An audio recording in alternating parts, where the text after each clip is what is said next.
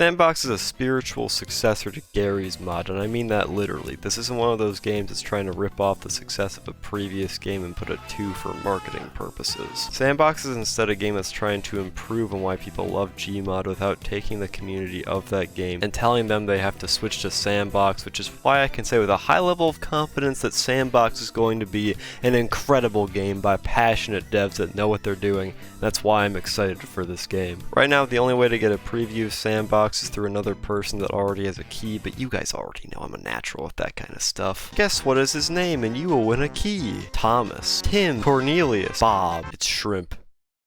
How did you know that?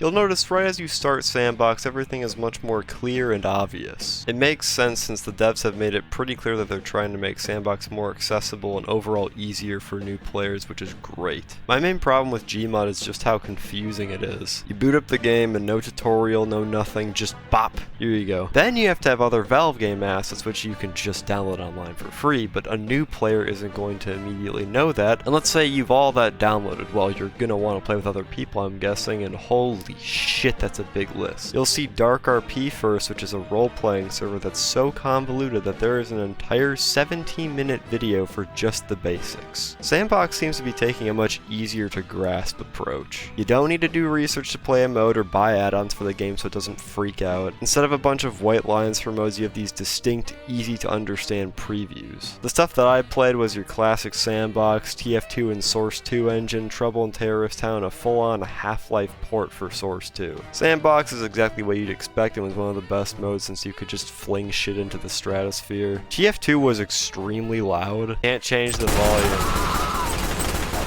I can't change the Okay. Fuck.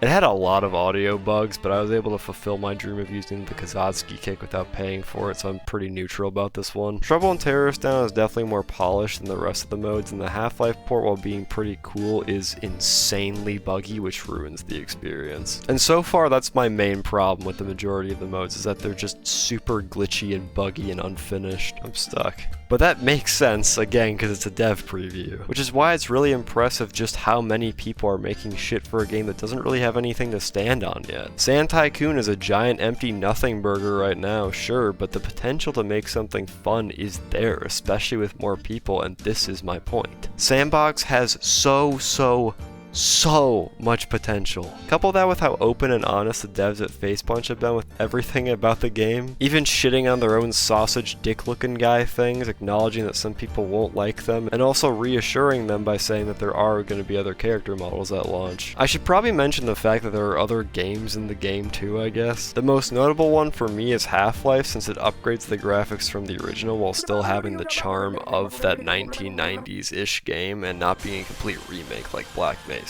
The main problem is again just how many bugs there are to the point where you can't progress anymore. Even with that though, S&box is still showing that this shit is possible. It makes me hopeful for other games that have been abandoned. I've wanted to play the older GTA games, but with the definitive edition being a shit show and whatever the hell is happening with Rockstar, it's not exactly accessible. So what if someone could just make the other GTA games on here, or at least some clone that's still fun? Fuck it, resurrect F-Zero or another Banjo-Kazooie game too. The original stuff on here works too, but definitely needs tweaking like everything else. I'd say the most fun game was Sausage Survivors, which is completely original from Facepunch and much like the other games has a ton of potential. You shoot zombies, they give you XP, the more XP you get, the more you can upgrade your gun, the more you can upgrade your own guy. You know, it's one of those games. There is just so much shit here that people can mess with, all of it being much more accessible and easier to access than gmod, with so many possibilities for people to make amazing stuff, and I think the devs know this. They've gone out of their way to say that S&box is not Garry's Mod 2 because it doesn't need to be. The solution to making something more modern isn't to rip people away from the old thing they've grown to love, but to instead improve upon what people already loved about that game and make it more accessible